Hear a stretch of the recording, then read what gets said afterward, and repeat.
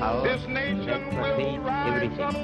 I feel it, though I do not see it. God, to be God, must rule the heart and transform it. I have no argument to convince through reason. Faith transcends reason. For a lot of people, the question becomes, what is peace? How do we get it? Who needs peace? Everybody. Everyone.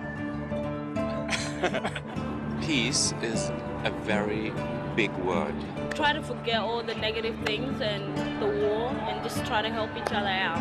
Yeah, that's all. I mean, to me, peace means giving underprivileged people in conflict areas or people who don't have access to the same human rights that we do. In society, I'd say a state of peace is where there's not too much activity that's causing other people to become upset in one way or other. I don't think any of us ever really knows, and if they do, they should give me a call. You feel calm in your heart. You don't have evils and ego in your heart, and yeah, you just feel happy. I think it's probably one of the biggest questions you can ask. I think there's a lot of self-discovery. World peace, I don't think I'll see it in my lifetime, but I hope I do. But there's so many problems and so many silly problems. War is a very terrible sin, and peace is when your soul is in comfort. It is a great dream of mankind. Mankind, yes. It is a dream.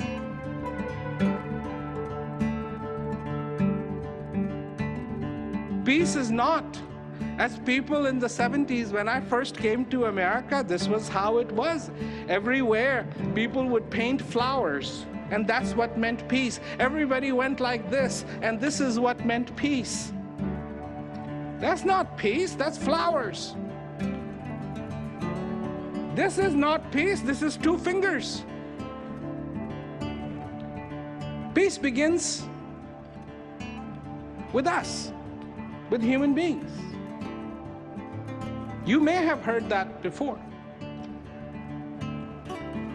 And what does that mean? If you do not know who you are not going to know what it is that you want. The quest for peace did not start yesterday. We are actually not here to kick off quest for peace. This is not the start. This is just one of the chapters in the history of peace. 8, 7, 6, 5, 4, 3, 2, 1, 0.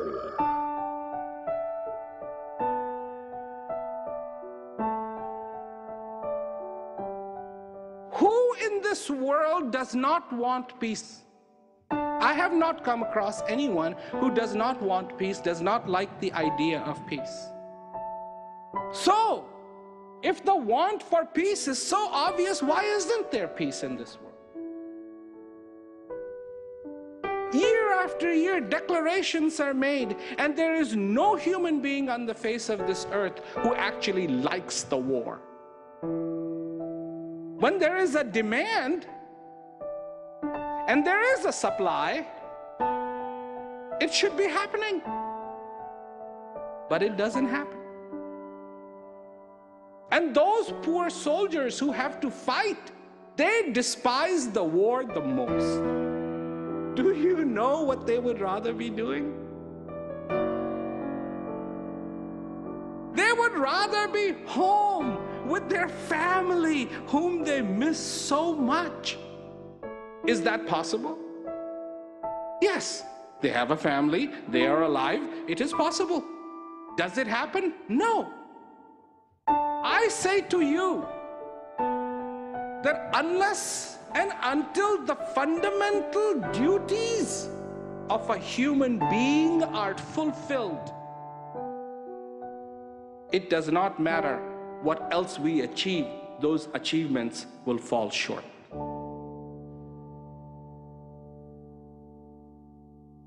Today, you talk about the subject of peace and people go, I don't need peace, I am in peace, this other person needs peace. Because peace is not obvious to you. One time I was coming from Canada into America, and the customs officer asked me, he said, why did you go to Canada? I said, I want to talk about peace. He goes, forget it. There'll never be peace in this world. This happened quite a few years ago, and I still remember it. He said, peace will not happen. There's too much greed in this world. There's too many problems in this world. Peace will not happen. I can tell you that if he has 5 reasons, if he has 80 reasons, if you have 100 reasons of why there cannot be peace on this earth, I have over 6 billion reasons why there should be peace on this earth.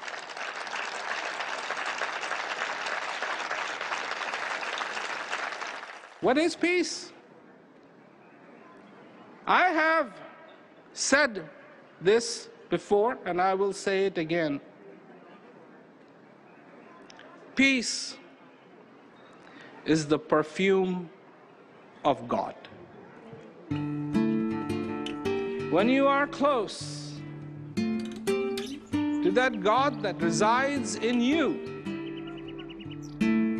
that reality that resides in you, you cannot help but smell that perfume. And that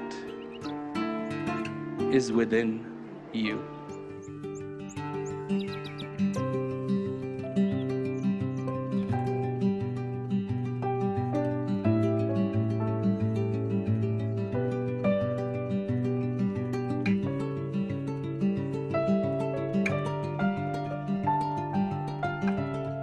Have you ever noticed when it begins to rain, all the birds go find little places where they can sit for a while and let the rain go by because they cannot afford to have their wings wet? Who taught them that? There are innate things about us that we have forgotten. That the quest for peace, the need for peace, is not expressed by this world, but it is expressed by individuals like you and I.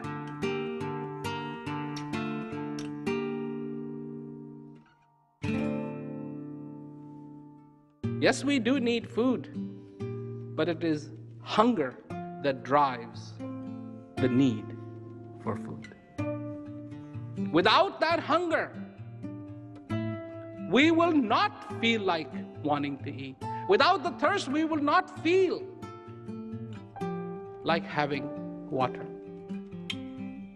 And this is what has to be understood, that if we want peace, that we have to look at our own thirst, explore our own thirst for that peace.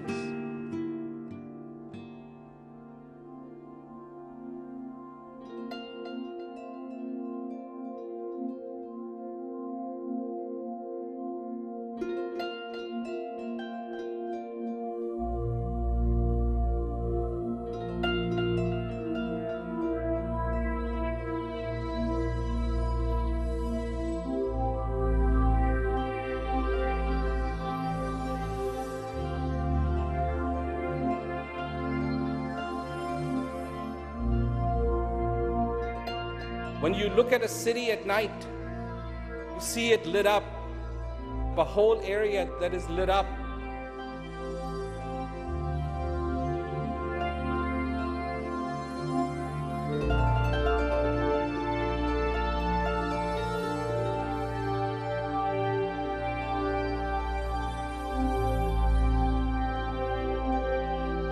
But don't forget, it is individual bulbs that are actually in action, making that scene look the way it looks.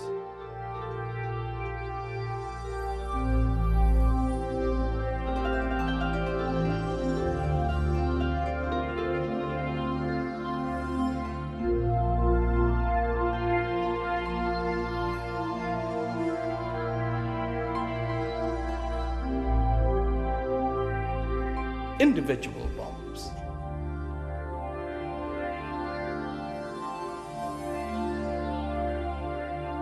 It is individual human beings who need the peace.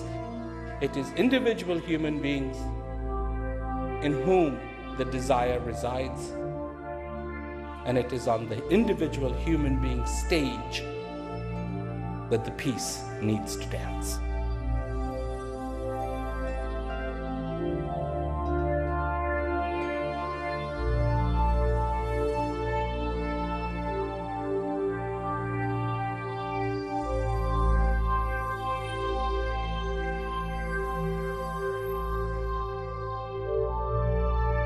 Who will benefit? We will benefit. Our future generations will benefit.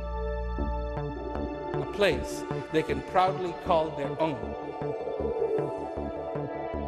is the rarest thing around for miles and miles and miles and miles.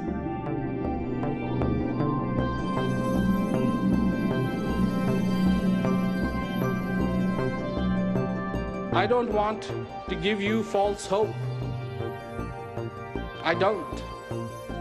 And I never said that peace on this earth is going to be easy.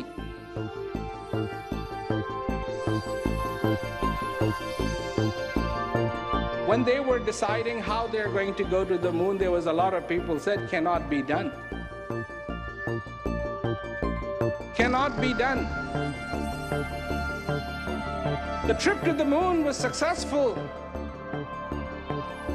not because people said it cannot be done, but it was made successful by the efforts of the people who said it can be done.